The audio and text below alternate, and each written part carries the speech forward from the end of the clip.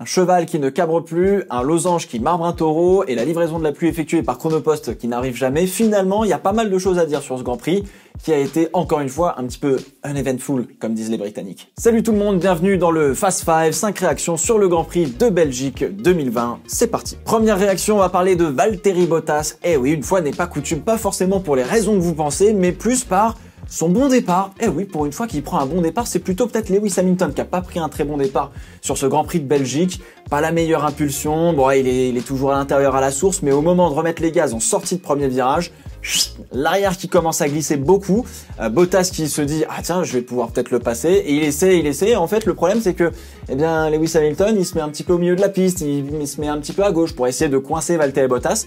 Valtteri Bottas tout de suite il lâche beaucoup l'accélérateur, voire peut-être même un peu trop. Derrière il y a Verstappen qui déjà se fait un peu fumer sur la réaccélération du premier virage et qui se dit attends, pour peu que les deux Mercedes se rentrent dedans dans le raidillon, il y a moyen qu'il y ait quelque chose. Donc lui aussi il ralentit beaucoup. Ricardo, lui, ralentit aussi parce qu'il voit derrière qu'il y a d'autres voitures qui arrivent, mais il voit Verstappen qui ralentit. Bref, tout le monde ralentit au fur et à mesure, ce qui provoque, j'allais dire un accordéon, voire peut-être un embouteillage, mais si vous regardez bien les on-board de toutes les voitures qui sont un petit peu dans le milieu de paquet, notamment par exemple Charles Leclerc ou Sébastien Vettel, eh bien ça ralentit très très fortement avant le raidillon, ce qui paradoxalement est presque un petit peu dangereux au final. Bon, c'est des choses qui arrivent. J'ai regardé les autres on-board des années précédentes, ça ralentit quand même beaucoup moins. C'est aussi ça qu'il faut avoir en tête. Donc j'étais là, je me suis dit, ah effectivement, donc Bottas, beaucoup trop précautionneux. C'est ça, encore une fois, le problème. Il n'arrive pas à aller au corps à corps avec Lewis Hamilton et je crois qu'il n'arrivera plus jamais à faire ça. Il nous l'a montré par le passé qu'il pouvait aller au corps à corps avec Lewis Hamilton, mais là, malheureusement, j'ai l'impression qu'il n'arrivera plus jamais à aller au corps à corps avec Hamilton. En témoigne sa radio où on lui dit non, t'as pas le droit d'utiliser ton petit boost pour aller chercher Hamilton. On avait dit en briefing qu'on l'utilisait pas entre nous, garde-le au cas où Verstappen nous remonterait dessus, etc. Et elle a fait mais j'ai jamais entendu parler de ça. Et elle a fait Valtteri, alors utilise-le, c'est pas grave, vas-y. Bah non, finalement il l'a pas utilisé. Hamilton s'est un petit peu envolé. Dès que Verstappen revenait sur les Mercedes haussaient le rythme et du coup Verstappen à la fin on lui a dit bon bah écoute gros, laisse tomber, on n'aura pas les Mercedes aujourd'hui, fais ton tire management. Et lui en fait je me suis fait suer toute la course, donc bon bah dommage. Du coup encore une fois on se retape un podium Hamilton, Bottas, Verstappen. Moi je commence à en avoir marre de ce podium. Honnêtement c'est vraiment relou. Bon c'est les meilleurs, hein, on va pas leur cracher dessus, mais pour nous spectateurs c'est chiant. Le seul truc c'est que le problème, Verstappen est suffisamment menaçant pour inquiéter les Mercedes, mais pas assez proche finalement, pas assez rapide pour aller les embêter véritablement. Et c'est là où ça pose le problème, c'est que finalement, chez Mercedes, on se dit pas bon bah on va les laisser se battre parce que Toto Wolff dit mais si ils ont le droit de se battre, ouais mais vous donnez pas les armes pour qu'ils se battent. Ah bah oui ouais bah forcément quand tu te bats à coups de gifle dans le vent comme ça de très loin. Oui, bah, je sais pas ce qu'on appelle un combat, hein, clairement. Donc, du coup, effectivement, on n'est plus dans la domination de Mercedes, on est toujours dans une domination de Mercedes, sauf que la domination, elle est pas nette comme elle l'était en 2014, 2015 et 2016 avec Hamilton et Rosberg. Là, elle est pas franchement nette. Et donc, du coup, on se dit, Verstappen, il peut toujours un petit peu inquiéter. Donc, du coup, on va pas prendre de risque. Et donc, du coup, voilà, on n'a pas de bataille à l'avant. Mais le problème, c'est que Red Bull a pas deux voitures aux avant-postes pour essayer de les inquiéter stratégiquement parlant. C'est plus facile d'avoir deux voitures et d'essayer de les inquiéter stratégiquement parlant que quand t'en as qu'une seule contre deux, tu vois. Là, t'es à 2 contre 1, Red Bull, ils sont là, faut se creuser la tête pour trouver la bonne strat et les faire plier comme ils l'ont fait à Silverstone. Deuxième réaction, évidemment, on va parler du frérot Pierre Gasly, les gars. Encore une fois, il nous a sorti une masterclass. Cette saison, il nous sort des petites masterclass comme ça, de temps en temps. Alors, c'est pas à tous les Grands Prix, hein, mais c'est assez souvent quand même. Là, ça devient une habitude de faire des petites masterclass. Grosse masterclass. Alors, pour la première fois cette saison, il se fait battre en qualification par Daniel Kvyat. Et il part 12e. Donc, il part à la porte du top 10 et il peut choisir sa gomme. Très bien. Et bien, du coup, il a mis les hards sur ce début de Grand Prix en se disant, je pitterai un peu plus loin. On aura peut-être l'occasion de dépasser une ou deux voitures. On va pas struggle, comme on dit. On va pas en baver avec la voiture d'un point de vue équilibre. Ils étaient plutôt confiants avec la voiture, avec les pneus. Donc, pas de souci. On tente cette stratégie-là. Deuxième tour, il nous sort un dépassement sur Sergio Pérez à l'abord du raidillon de l'eau rouge. Non, il y a rien à dire. Il y a rien à dire. Pérez, pour la deuxième fois, il nous met un petit peu contre le mur. Bon, il a appris de la dernière fois où c'était Esteban Ocon, son coéquipier. Là, pour le coup, il a vraiment laissé une mini marge. L'autre, il a fait non. Tu me mets contre le mur, frérot, t'inquiète pas, je te dépasse dans le raidillon. Y a rien à... Racing Point, W10, machin, ta fausse Mercedes, tu la remballes, tu me laisses passer, je te marbre, bisous. Bah très bien. Moi je prends ça. Et puis derrière, effectivement, faut savoir, parce que Perez revient quand même vachement fort à l'aspiration, il se met à hauteur et Gasly est obligé d'envoyer un freinage tardif. Oh, le freinage tardif, ouf. Là, franchement, je pense qu'il a freiné vraiment à la limite parce que il rentre dans le premier droit dans les combes, mais après le gauche, il l'a pas vraiment beaucoup assumé. Et là, tu fais ouais, il rentrait fort quand même. Là, il voulait vraiment sa place. Ça a fonctionné derrière. Bah écoute, honnêtement, une course super solide. Seul petit bémol, la safety car qui tombe et qui ruine la stratégie qui avait été choisie par Pierre Gasly, puisque la safety car tombe trop tôt par rapport à sa stratégie à lui. Et forcément, bah, on le laisse en piste, ce qui était la bonne stratégie. On lui met les médiums un peu plus tard et malheureusement, bah, il faut remonter. Et donc, du coup, il nous a régalé en termes de dépassement. Faut pondérer la chose, évidemment. Et oui, le DRS. Oui, le DRS était quand même relativement artificiel. Le problème, c'est pas le DRS en lui-même, le problème, c'est l'utilisation qu'on en fait, et c'est ça le vrai problème. Faudrait soit raccourcir les zones de DRS, l'aspiration là dans Kemmel, juste après le raidillon, elle est phénoménale. Tu vois rien qu'au départ que si tu sors de l'aspiration, tu te fais tracer parce que le gars qui a l'aspiration devant toi, mais il te fume.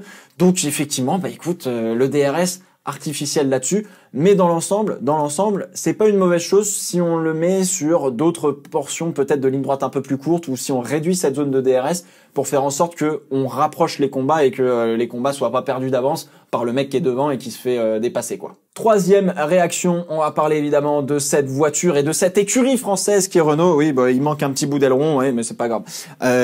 On va parler de cette écurie française Renault et on va surtout parler d'ailleurs d'abord de Daniel Ricciardo. Mais oh oui mon petit Daniel, ça fait plaisir. Ça faisait longtemps qu'on n'avait pas vu Daniel Ricciardo, j'allais dire aussi agressif, qui sort les crocs, tu vois, qui a faim là. Enfin, on a vu quelqu'un, un pilote qui a pris confiance dans sa voiture et qui a envie d'attaquer et qui avait envie d'aller chercher Verstappen au premier tour dans l'enchaînement des combes.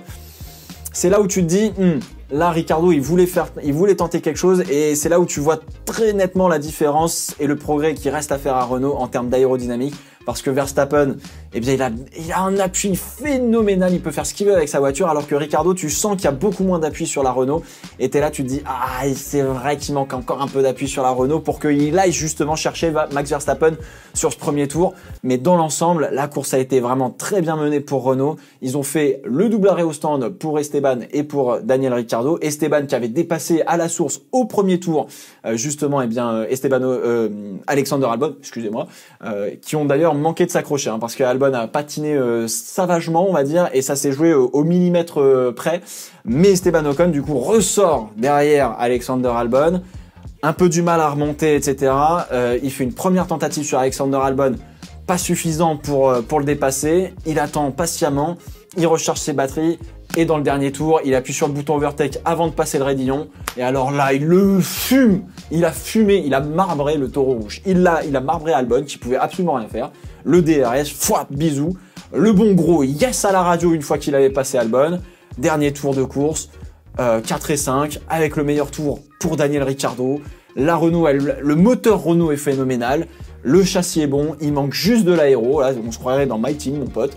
Il manque juste de l'aéro. Et là, on aura peut-être une voiture qui va pouvoir, l'année prochaine, Inch'Allah, se battre pour un podium. Ce serait pas mal. Mais en tout cas, Ricciardo a prévenu. Il a prévenu, il a fait, tu sais, le podium, il est beaucoup plus proche que tu ne le penses et tu risques de te tatouer quelque chose que moi, je vais choisir. Et là, je fais, bon, c'est une bonne nouvelle pour nous, c'est pas une bonne nouvelle pour Cyril Abiteboul. Mais bon, ça, on en reparlera, évidemment. En tout cas, les Renault ont régalé. Normalement, ça devrait être la même chose a priori à Monza. On devrait avoir, encore une fois, une belle course des Renault. Les Renault qui sont à l'aise sur des circuits qui demandent un gros moteur et qui sont aussi à l'aise sur des parties plus sinueuses avec un bon châssis. Le seul problème qu'il faut encore corriger, eh bien, c'est ces virages à moyenne vitesse où, eh bien, la voiture est pas encore suffisamment à l'aise. Mais ça, eh bien, faut prendre son mal en patience. Il y a une bonne ambiance, il y a une stabilité, il y a une sérénité chez Renault. Ah, ça fait plaisir parce qu'on les avait presque enterrés pendant le confinement en se disant ça y est, le Covid va tuer l'écurie, c'est terminé. Et là, franchement, ça fait plaisir de voir qu'on a tort. Franchement, ça fait plaisir. Bon, alors la course a été animée, on va dire, malheureusement, par un crash entre, j'allais dire Giovinazzi et George Russell. On va dire plutôt que George Russell a été la victime du crash de Giovinazzi. Giovinazzi avec son Alfa Romeo, bon, au fond du trou, hein, les Alphas, malheureusement, Bon, c'est dur, c'est compliqué. Déjà, le moteur fonctionne pas parce que c'est un moteur Ferrari. Deuxièmement, tu sens que le châssis pas à l'aise. Et tu sens surtout que la limite aérodynamique de la voiture, c'est-à-dire que si tu surconduis un peu trop la voiture, eh bien, tu dépasses les limites et là, la voiture, elle dit, bah non, moi je peux pas, donc je te mets dans le mur. C'est exactement ce qui est arrivé finalement à Antonio Giovinazzi, qui a été un petit peu trop agressif. Je crois c'était à Fagne, il me semble, où effectivement, bah, il corrige un survirage, il le corrige un peu trop, hop, le coup de raquette comme on appelle ça part d'un côté, et puis après tu regagnes du grip et hop là, tu pars dans la direction opposée, le crash dans le mur de pneus, et alors, plus surprenamment, bah, George Russell arrive directement sur l'accident, et il se rend compte qu'il y a une roue qui est en train de se trimballer, il se chope la roue dans sa roue avant droite, se met dans le mur et donc du coup abandonne. C'est vraiment dommage pour George Russell, encore une fois, qui fait une belle saison avec Williams, qui commence à essayer de sortir la tête de l'eau et c'est vraiment dommage pour lui. Ce qui est plus préoccupant par contre, vous savez, les Formule 1 depuis maintenant plusieurs années ont ce qu'on appelle des espèces de capes de retien sur les roues au cas où la suspension se casse, c'est pour éviter que la roue se balade et devienne un débris dangereux et notamment rebondisse et finisse dans une tribune par exemple. Ce qui est très très embêtant, c'est que quand Giovinazzi s'est crashé, eh bien là, sa roue arrière gauche, elle s'est retrouvée sur la piste à rouler et malheureusement George Russell se l'est prise. Et c'est là où je me dis, va peut-être falloir faire une investigation, comprendre ce qui s'est passé pour la roue arrière de Giovinazzi. Le choc était peut-être trop violent, je sais pas, mais effectivement j'ai eu un peu peur. Alors, enfin j'ai pas eu peur pour Russell, mais j'ai eu un peu peur parce que on n'aime pas trop voir un débris comme ça se balader, surtout un si gros débris parce que les roues sont quand même assez imposantes. Donc j'ai eu un petit peu peur là-dessus, j'ai eu beaucoup moins peur parce que bah forcément il y a le halo et que bah la tête du pilote est protégée et encore une fois, si l'esthétique moi ne me convient pas, l'utilité elle est incontestable. Donc bon voilà, c'est vraiment dommage pour Russell, ça commence à sentir un peu mauvais pour Giovinazzi parce que là compliqué, hein. Compliqué. Cinquième et dernière réaction, vous vous en doutez bien, on va parler de la Scuderia Ferrari, le point hebdomadaire. Par où on commence? Alors, 1, 2, 3, 4, 5, 6 points. Oula, ah oui, ça fait quand même du monde à aborder là. Alors, Mattia Binotto a dit « Il n'y a pas de crise chez Ferrari, on traverse une tempête ». Alors frérot, je sais pas c'est quoi ta tempête, mais wallah, même sur Flight Simulator 2020, on n'a pas ce genre de tempête. Là, on est sur un giga tsunami, là. Là, c'est le 2012, le film. Là, c'est l'apocalypse, le truc. Mais il a raison, il n'y a pas de crise. Mais c'est l'apocalypse. Ah. Alors, 4 plans stratégiques pour Charles Leclerc, on sait pas quoi choisir. C'est très simple, hein. La voiture ne fonctionne pas. Tu le mets sur des médiums, des softs, des hards, ce que tu veux. De toute façon, il se fera bouffer à l'aspiration et au DRS parce que le moteur Ferrari doit rendre environ 30 ou 40 km/h, rien qu'en ligne droite. DRS ouvert, on va dire, hein, on va être gentil. Mais là, c'est pas possible. Les pneus qui sont pas prêts quand Charles Leclerc rentre. Alors oui, la safety car vient juste d'être annoncée. On lui dit box, box, box. Mais bon, quand on dit safety car, box, box, box, bon, ouais, tu vois des mecs qui se baladent avec des pneus blancs dans les stands et t'es là, tu fais bon. L'ingénieur lui prévient quand même, alors l'arrêt sera long parce que on doit te refoutre de l'air dans la bagnole, parce qu'il y avait une baisse de pression pneumatique, je crois, dans le moteur ou je sais plus quoi, et donc du coup il perdait de la puissance. Donc à chaque arrêt, on lui a rajouté de l'air dans le... Enfin bref, on était sous perfusion, sous réanimation, sous respirateur artificiel pour le cheval cabré. C'était un petit peu compliqué. Honnêtement, le coup des pneus qui sont pas prêts, alors moi je trouve personnellement, si ça arrive chez Haas, si ça arrive chez AlphaTauri, si ça arrive chez, pourquoi pas Alfa Romeo par exemple, bon, ok. Chez un top team, chez une écurie qui a de l'expérience, non. Non, bah non, je suis pas trop d'accord. Là, l'arrêt, on lui enlève les roues, il reste un quart d'heure avec les 4 fers en l'air, on lui met les pneus blancs, machin, et puis bon, après, il a oublié d'éteindre sa radio, donc on a senti qu'il était un petit peu énervé. C'est tout à fait normal, je peux comprendre, je pense que tout le monde a compris. C'est un moment de show avec l'adrénaline, la voiture qui est forcément absolument nulle part avec son moteur, mais c'est l'horreur absolue. Mais le pire, c'est qu'on s'est rendu compte que le châssis n'était pas bon non plus. Déjà, on avait des petites suspicions, on se disait, bon, ouais, le châssis a pas l'air folle dingue, mais bon, il est toujours mieux que celui de la Haas ou de la Alfa Romeo. C'est faux, c'est faux. C'est absolument faux, c'est absolument faux. Voilà, le gros Jean qui se bat avec les Ferrari, Raikkonen qui met un inté sans DRS, Dans la ligne droite, Kemmel en arrivant au combe à Sébastien Vettel. Là, tu te dis, mais on vit quand même une sacrée époque là. Pour que la Ferrari se fasse dépasser par l'Alfa Romeo, on est soit dans le retour dans les années 50, sauf que là, on se battait pas pour la 14e place. Là, on se bat quand même pour la 14e place. C'est compliqué. On est en dehors des points, les potes. Bon, alors Sébastien Vettel, lui, il est résigné. Ça y est, il y a plus de coups de sang à la radio. C'est terminé. Voilà, il a accepté son destin, que quoi qu'il arrive, la fin de la saison allait être horrible. En revanche, Charles Leclerc, lui, il est bloqué encore 4 ans et sa patience commence à être à montrer ses limites. Hein. Clairement, là, les limites commencent à être dépassées. Entre il y a 2 semaines où il demande une boucle pour se réharnacher à sa voiture, on lui file pas et il repart sur les ceintures. Entre là où les pneus sont pas prêts, la stratégie, on dit ouais, il y a 4 plans, on te tient au courant. Faut remettre de l'air dans le moteur. On se fait déposer en ligne droite. Il a fait un premier tour exceptionnel où justement il a dépassé plusieurs voitures et tu fais bon, en fait elle marche plutôt bien cette Ferrari. Et puis après il se fait décaniller au classement parce que il y a pas assez de puissance dans le moteur.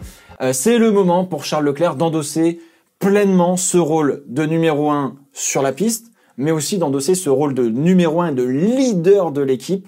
En dehors de la piste, dans l'usine, avec ses troupes, avec tous les employés finalement de la Scuderia Ferrari. C'est un rôle qui est extrêmement complexe, surtout quand t'es jeune, à prendre en main.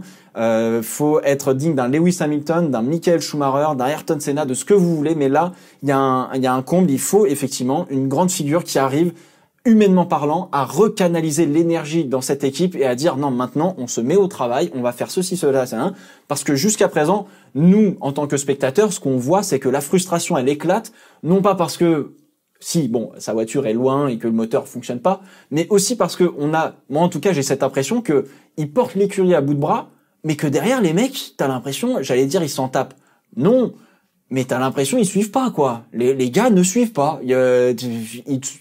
Je vais pas dire ils se tournent les pouces, mais tu te poses des questions, tu fais non, go quoi, go les gars, arrête, go, vas-y, agis. Non, c'est compliqué. Bref, donc du coup, à défaut d'avoir un moteur dans la voiture, c'est à lui d'être le moteur humain de l'écurie pour essayer de justement sortir de cette tempête, comme dit Mattia Binotto. Clairement, je sais pas si c'est une crise, mais en tout cas, la tempête, elle est d'une force phénoménale là. Là, je peux te dire que là, non, t'as pas envie de te lancer dedans avec un avion de chasse, ni rien. Non, là, tu fais demi-tour, tu vas te poser tranquillement et tu prends un cocktail, parce que là...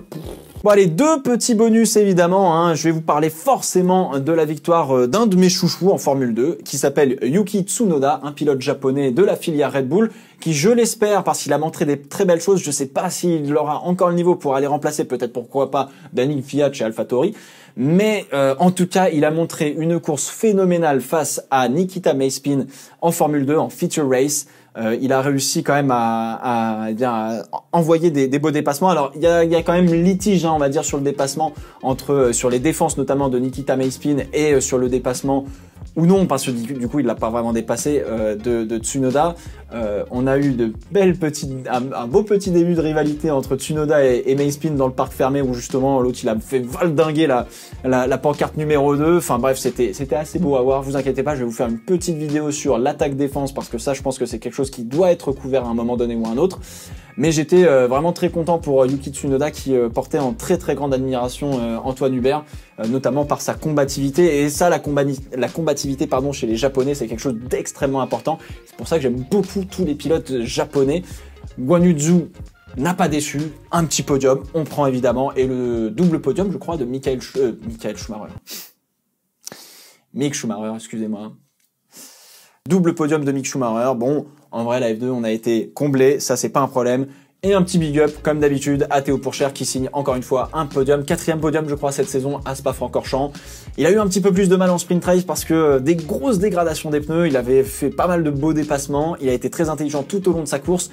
Mais il a un peu trop fusillé les pneus et du coup il s'est fait dépasser sur la fin de course pour prendre la 5e ou 6e place, je crois. Enfin bon, bref, en tout cas, moi j'ai été comblé encore une fois par les formules de promotion. Je n'arrêterai jamais de le dire parce que franchement il y a du beau spectacle et c'est les jeunes de demain et ça, on adore. Voilà, c'est ainsi que s'achève le Fast 5. J'espère qu'il vous a plu. N'hésitez pas à me dire ce que vous en pensez dans les commentaires de ce Grand Prix 2020 de Belgique ainsi que la F2 et la F3. Si jamais vous avez des petites choses à dire, je prends évidemment. Mais en tout cas, Ferrari, là, c'est la galère, et ça risque d'être la galère, surtout à Monza et au Mugello. Heureusement, il n'y a pas trop de spectateurs, parce que s'il y avait des spectateurs, j'ai peur que... En plus, les gens, ils sont à cran en ce moment avec le confinement et tout. Là, année 2020, vraiment compliquée. Donc, autant te dire que c'est pas le moment de faire c'est pas le moment d'énerver les gens, là. Clairement pas. Bref. En attendant, portez-vous bien. On se retrouve la semaine prochaine. Ciao, ciao.